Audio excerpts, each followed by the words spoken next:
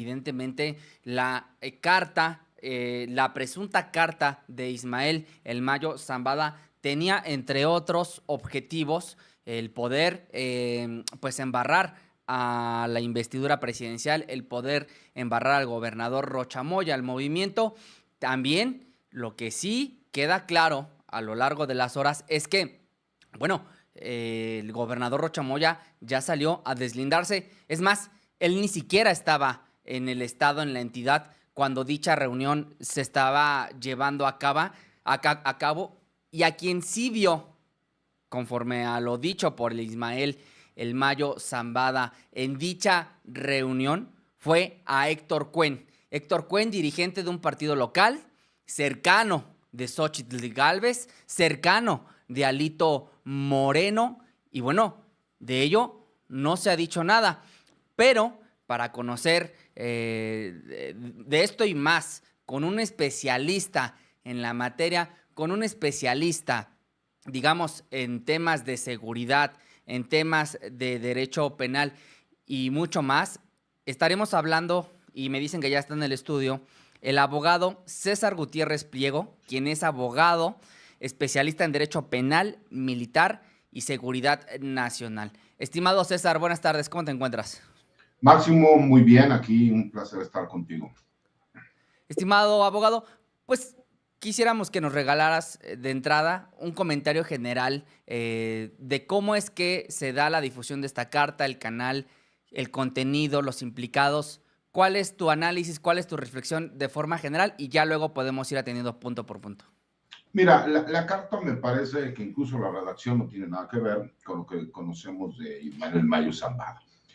Me parece que pudo haber sido una carta en donde él le hace algunas observaciones a su abogado, que es Frank Pérez, que es quien da a conocer esta carta, y que de alguna forma Frank Pérez escribe y redacta esta carta dando cierta información como para llenar los vacíos, ¿no? Que no se entendían respecto a esta captura, que yo sigo pensando que fue una detención pactada. Pero lo tenemos que sumar obviamente con el hecho de las declaraciones que da Ken Salazar, el embajador de los Estados Unidos en México, un día antes, que fue el día viernes.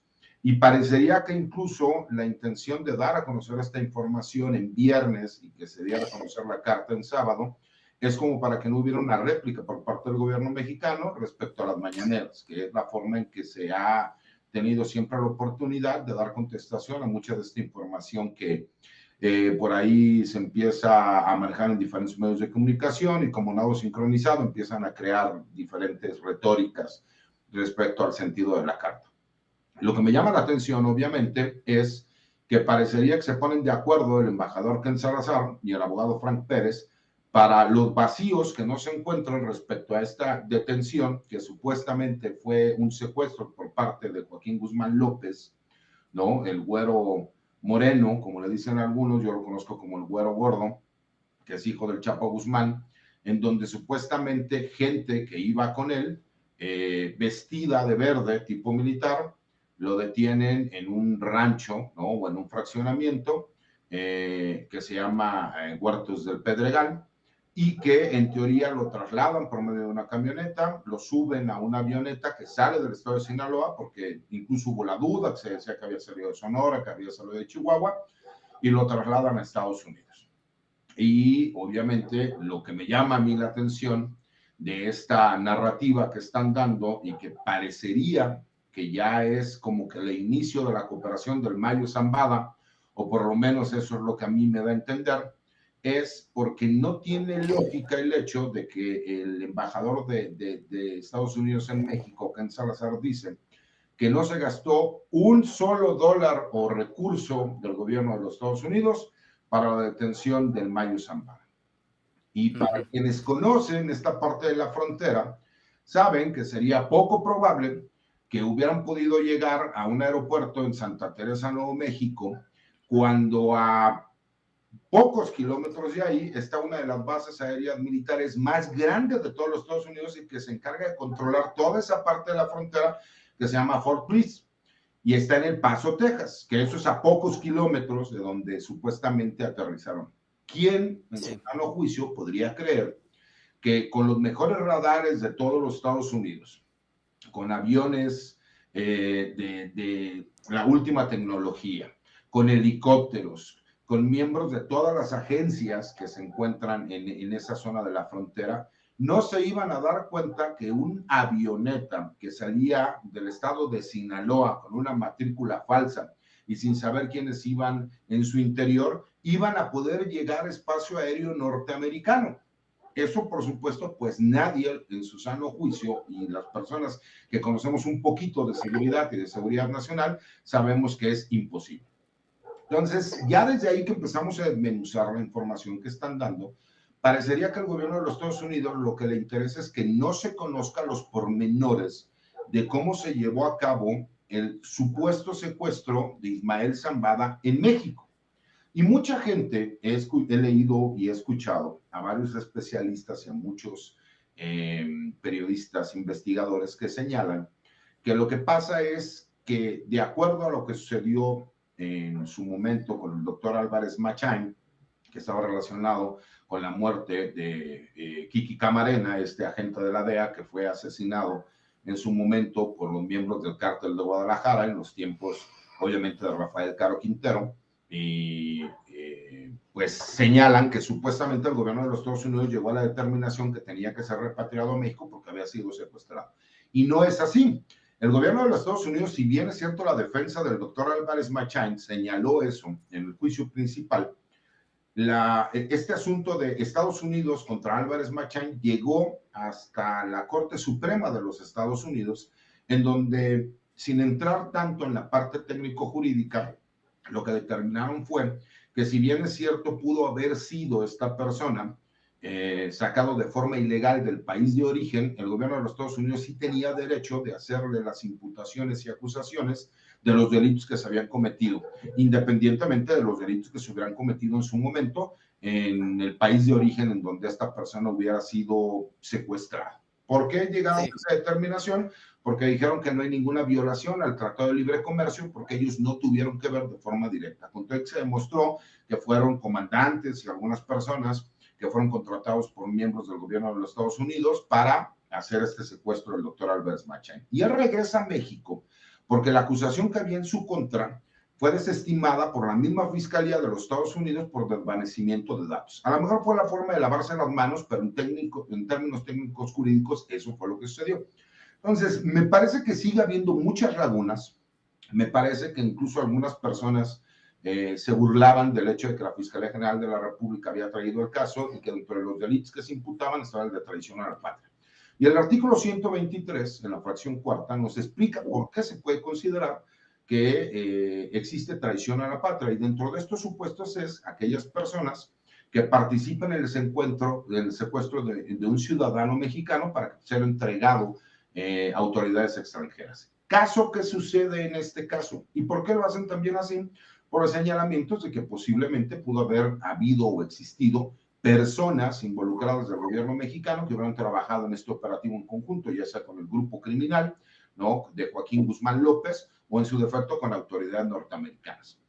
Entonces, me parece que eso nos da un panorama más o menos, ¿no? A grosso modo de lo poco que he analizado de la carta y de los hechos que han ido sucediendo de la mano. Bueno, nos dejas, nos dejas con más dudas que certezas, estimado abogado.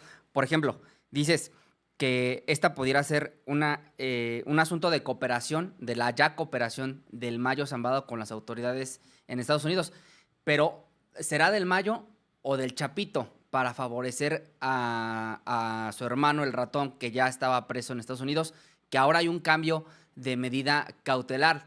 ¿Dónde se da esa cooperación? ¿Quién coopera con quién y quién está siendo víctima de esta cooperación? Que a decir del Mayo Zambada, pues él fue secuestrado. Y te lanzo otra pregunta sobre esto que nos has comentado. Dices que justamente por el tema este del presunto secuestro que denuncia el Mayo Zambada, pues sí, digamos, la retención ilegal, el que lo hayan subido en contra de su voluntad a la avioneta, ¿eso no sería una detención ilegal, estimado abogado? No por no seguir el debido proceso, el mismo Mayo Zambada podría salir de prisión, insisto, porque fue una detención ilegal. Es que recordemos algo, aquí en México, si una autoridad participa, se llama desaparición forzada. Si son civiles los que llevan a cabo esta acción, se llama secuestro.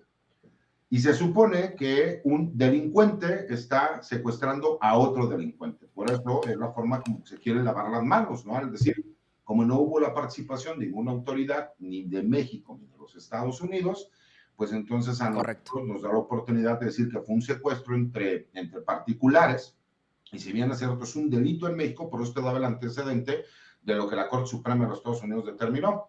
A nosotros nos da igual si lo secuestraron en México. Él llegó aquí, nos cayó del cielo, ¿no? Como canción de la Guadalupana, y pues nosotros sí tenemos legalmente el derecho de juzgarlo y de imputarle, ¿no? Y acusarlo por los delitos que él ha cometido aquí. Y la otra pregunta que me realizabas, yo me refería a que la carta como tal parecería que ya es el primer punto de cooperación del Mayo Zambada con el gobierno de los Estados Unidos. ¿Y por qué lo digo así? A ver, la misma carta menciona que supuestamente el gobernador Rocha Moya le señalaban que iba a asistir a esta reunión y que dentro de esta reunión a la persona que sí él ubica perfectamente es a Héctor Melesio Cuen, a quien señala que además es su amigo.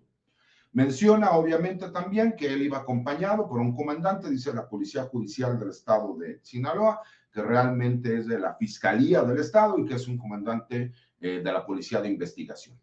Pero además menciona que el nombre de esta persona es José Ramón Heras López, el cual la misma Fiscalía del Estado, por medio de su titular, la fiscal, señala que efectivamente esta persona sí es comandante, que sí forma parte en el activo, ¿no?, de la Fiscalía, pero que se encontraba en su periodo vacacional del 15 de julio al 30 de julio, que es el que él había solicitado. Entonces parece que hay cierta congruencia en ese punto que están señalando. Tenemos que ser justos, ¿no? Yo no meto las manos al fuego por el gobernador de Sinaloa ni por ningún gobernador, pero también el hecho es de que señalan que al Mayo le dicen que se va a encontrar el gobernador ahí y la misma carta del Mayo no señala que el gobernador se pudiese encontrar. Por otro lado, tenemos conocimiento que el gobernador exactamente ese día se encontraba en Los Ángeles. Si realmente existiera una investigación en donde se relacionara el gobernador de Sinaloa con los grupos criminales, porque ni modo que no tuviera ese antecedente el gobierno de los Estados Unidos, pues me parece que no hubiera podido ingresar a suelo norteamericano y yendo a Los Ángeles sin ningún problema. A lo mejor fue a Disneylandia, no lo sabemos, pero vimos que la última vez que un alto funcionario mexicano quiso ir a Disneylandia, que fue el general Salvador Cienfuegos, fue detenido. Entonces me parece que ahí también hay otra parte de la congruencia.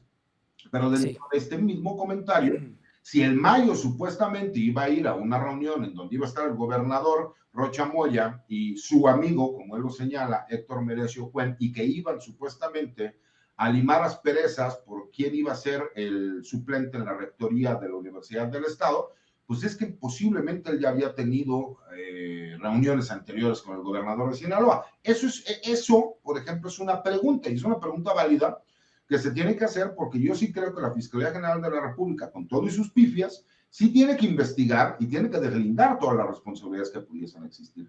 De entrada sabemos que el hecho de que hubiera un comandante de la Fiscalía del Estado también era la forma en que le hizo sentir al Mayo tranquilo, porque en teoría no había ningún operativo del gobierno mexicano porque él se hubiera podido enterar. Entonces ya desde ahí descartamos un posible apoyo o ayuda por parte del gobierno mexicano. ¿Qué nos queda? Pues todas estas agencias norteamericanas que pudieron haber trabajado de la mano con este chapito que era Joaquín Guzmán López.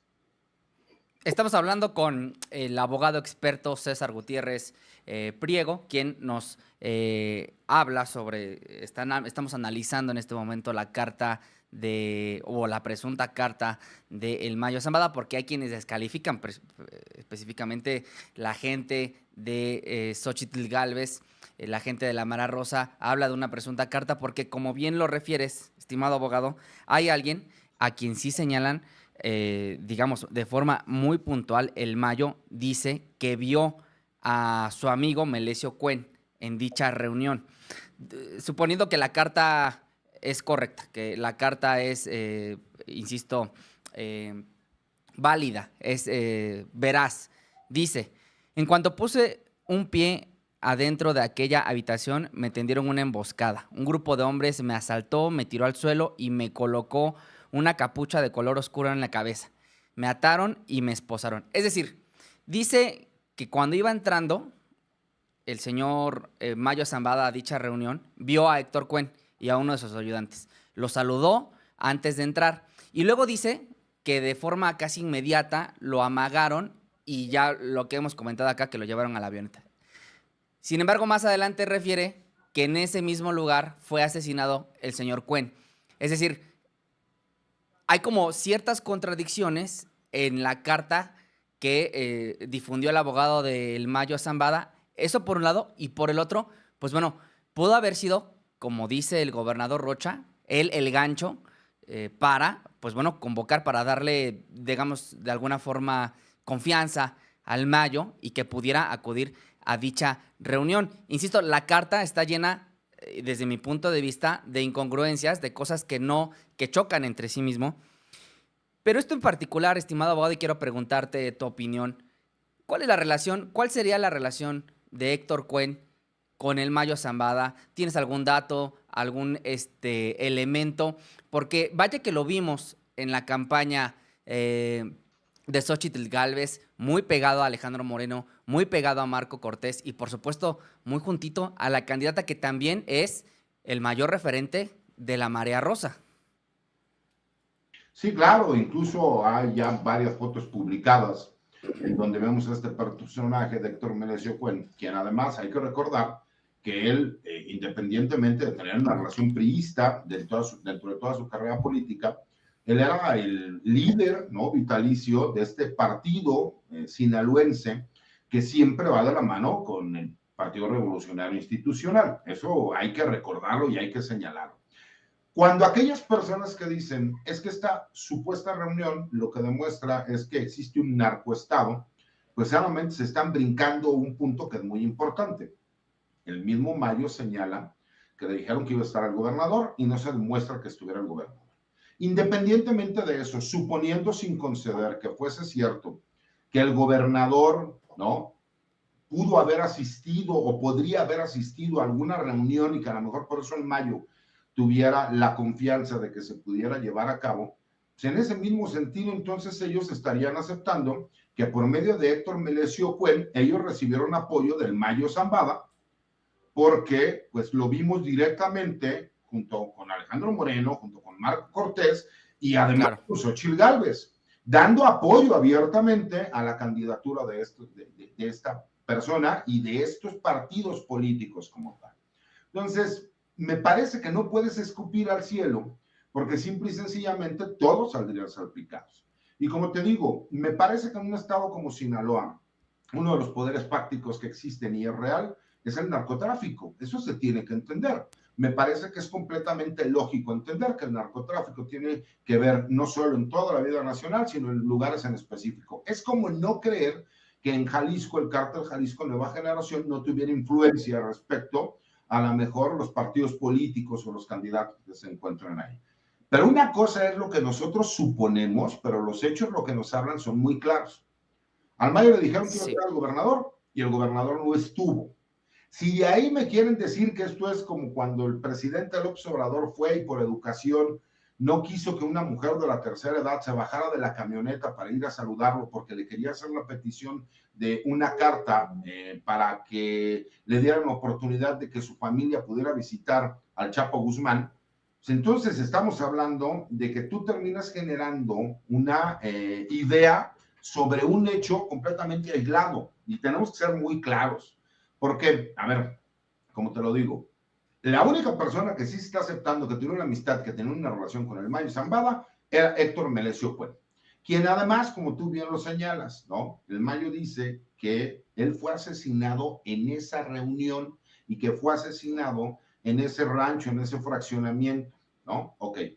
Dice la Fiscalía del Estado, y lo dijo su titular, que ellos, la línea de investigación y la hipótesis que tienen es por el robo de un vehículo a las afueras de una gasolinería y que además cuentan con los videos. Tan sencillo que es que se muestren los videos de cómo sucedieron los hechos para poder deslindar responsabilidades. Y se supone que por eso la Fiscalía General de la República atrajo el caso. ¿Por qué es importante todo este señalamiento? Porque sigue habiendo un punto que no tiene lógica.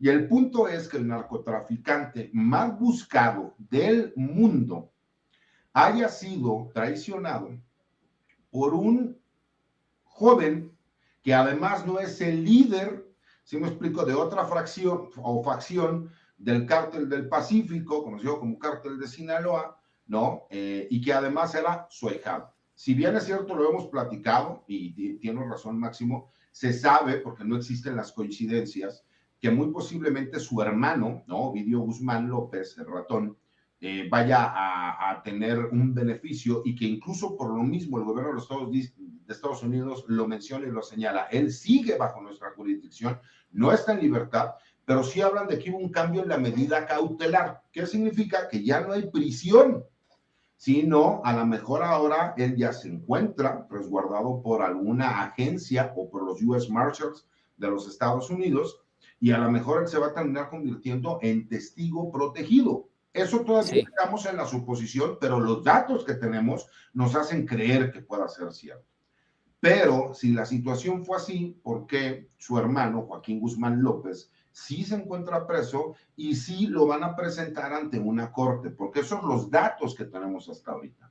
¿Por qué te sí, digo que para mí la carta me parece que ya es el primer dato que nos empieza a demostrar que el Mayo Zambada ya está cooperando? Porque hay que recordar, abogado. ¿no? Y me parece que es muy importante. Si el Mayo tuviera información, pues obviamente podría hablar desde los tiempos de Salinas, Cedillo, Fox, Felipe Calderón, Enrique Peña Nieto. ¿Por qué hacer el señalamiento exactamente en este momento e involucrar al gobernador de Sinaloa? Que puede que sí haya tenido reuniones con él o no, eso no lo sé, pero en la carta no se señala ni siquiera que lo conozca o que no lo conozca. Tenemos que ser muy honestos en el análisis. Pero Claro, sí, parecería que el gobierno de los Estados Unidos sí está utilizando esta coyuntura para presionar al gobierno de México y más por la mala relación que ha existido cuando se les puso un alto respecto al trabajo que hacían sin cumplir con las reglas y con las leyes de México. Entonces, me parece que eso no se puede perder del análisis y por eso yo sigo pensando que esto fue una detención pactada. ¿Por qué? A ver, si bien es cierto, se está viviendo una tensa calma en Sinaloa. Curiosamente, este fin de semana que acaba de pasar, hubo 2 asesinatos en todo el estado de Sinaloa. ¿Sabes tú que es el número más bajo de asesinatos que ha habido en los últimos 10 años? Y eso te demuestra que por lo menos en el estado de Sinaloa no hay un ataque directo ni una pelea por el poder, cuando en teoría estamos hablando de que la gente del Mayo Zambada, ¿no? Las famosas flechas del MZ, pues ellos también tienen control y gran poder dentro de la zona. Entonces parecería sí, que no tiene mucha lógica y parecería que ellos ya sabían que iba a suceder lo que sucedió. sí, correcto. Suena. Qué análisis tan interesante, abogado. Le voy a robar dos preguntas rápidamente para no robarle más allá del tiempo comprometido. Sabemos que el Mayo Zambada será juzgado en Brooklyn, en Nueva York. Allá en el mismo, entiendo, con el mismo juez con el que fue sentenciado Genaro García Luna. Y en la entrevista de la revista Proceso que le hizo Julio Scherer en su momento a Ismael el Mayo Zambada criticaba a la guerra contra el narco. Decía el Mayo Zambada, no es que estemos en contra de que nos persigan, estamos en contra, nos posicionamos, decía el Mayo Zambada, en contra de las atrocidades realizadas por el ejército mexicano, por supuesto comandado en todo momento por Felipe Calderón y por supuesto por Genaro García Luna. ¿Cuál sería su perspectiva o su expectativa de lo que será la llegada de el Mayo Zambada a Nueva York? Y bueno, ¿cómo se vinculan estos dos peligrosos delincuentes? Me refiero, por supuesto, a Genaro García Luna y a Ismael El Mayo Zambada. Fíjate, el juez Brian Cogan primero fue quien juzgó a Joaquín El Chapo Guzmán. Posteriormente lo hizo con Genaro García Luna. Hay un dato que es muy importante y que ya quedó como un hecho cierto. Recordemos que el Vicentillo, ¿no? Hijo del Mayo Zambada, declaró en contra de Genaro García Luna. Y asimismo, ¿no? El hermano de Ismael El Mayo Zambada, ¿no? También declaró en contra de Genaro García Luna, demostrando y señalando, ¿no? Y ya se le dio veracidad a sus testimonios, de que ellos le entregaron dinero de parte del Mayo Zambada porque apoyaba al cártel de Sinaloa. Eso ya quedó como un hecho juzgado, ¿no? En donde le dio veracidad a estas declaraciones. ¿Dónde viene la parte importante aquí? Hay que recordar que incluso, ¿no? El mismo Vicentillo señala que cuando él fue detenido, dos personajes de la DEA lo llevan a donde él se encontraba detenido, ahí en la prisión en donde él estaba, y le dan un teléfono satelital donde lo conectan con su señor padre, lo que te demuestra que por lo menos sí había desde aquel entonces una relación o por lo menos un nexo que podía unir, ¿no? Al Mayo Zambada. ¿Dónde viene lo importante aquí? A mí me parece que está conectado el hecho de que veremos muy posiblemente a Genaro García Luna convertirse en un testigo protegido, porque todavía la ley le da esa oportunidad antes de que se le dicte sentencia. Incluso con sentencia dictada, él podría llegar a un acuerdo con el gobierno de los Estados Unidos. Y esto es tan sencillo como lo siguiente. Si él llega a un acuerdo, su pena podría variar entre 5 y 15 años de prisión por convertirse en testigo protegido, más el pago de una reparación del daño, que la gente lo conoce como una multa, por haber Sí. introducido drogas de forma ilegal y conspirar para introducir drogas a los Estados Unidos. Ok, pero él podría pues, recibir una sentencia de 5 a 10 años máximo, si no es que lo menos son 5, lo máximo son 15. ¿No? Y podría ser a lo mejor de 10 años, 7. Él ya va a cumplir en diciembre 5 años de haber sido detenido y ese tiempo se le va cumpliendo. ¿Qué otra posibilidad podría tener Genaro García Luna de no verse involucrado? ¿Qué viene importante aquí? ¿Qué le conviene ahorita al gobierno de los Estados Unidos? ¿Por qué utilizar al Mayo Zambada? Hay un punto que mucha gente no ha analizado y es, recordemos que el día 5 o 6 de julio de este año, elementos de la Marina junto con la Guardia Nacional detuvieron al jefe de escoltas del Mayo Zambada, pero porque realmente iban por el Mayo Zambada y se les peló por unos minutos que alcanzó a escaparse.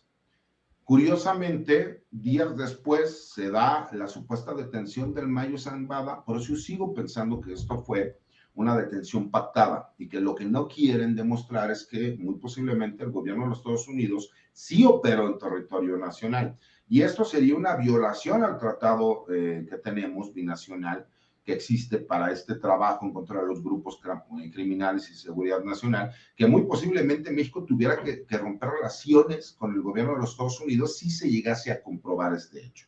Por eso me parece que los Estados Unidos siguen siendo muy cuidadosos con la información y prefieren señalar que fueron entre delincuentes quienes se secuestraron para presentarlo en Estados Unidos y por esta determinación que toma la Corte Suprema de los Estados Unidos, que yo te decía, contrario a lo que muchos abogados mexicanos o muchos periodistas creen, que eso lo haría ilegal y por lo mismo no pudieran en Estados Unidos juzgarlo, la realidad es que sí le da la potestad al gobierno de los Estados Unidos de acusar al Mayo Zambada, de juzgarlo, independientemente de que haya sido secuestrado en México. Esas son las paradojas que existen, pero que en México tendría que existir forzosamente una carpeta de investigación y entonces sí, aunque Joaquín Guzmán López llegara a un acuerdo con el gobierno de los Estados Unidos, México podría solicitar su extradición para después de cumplir en los Estados Unidos, tuviera que regresar a México a cumplir las penas por las cuales se le estarían juzgando. Sí.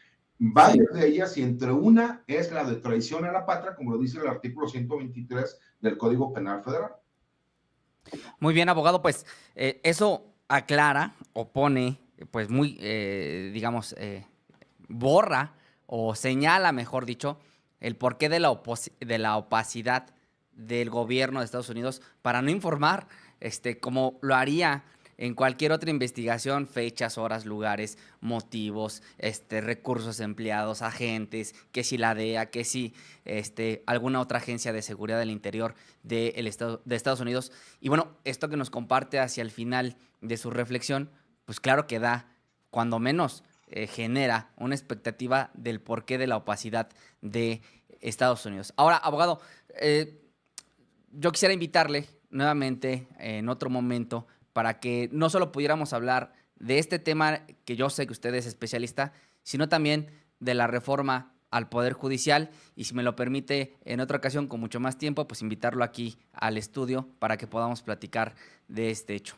Claro que sí, Max, será un placer, con mucho gusto nos ponemos de acuerdo, checamos agendas y cuenten conmigo. Son temas que creo que la gente quiere conocer y dar un punto de vista jurídico, que la gente entienda el porqué de cada cosa, me parece que sí es muy importante.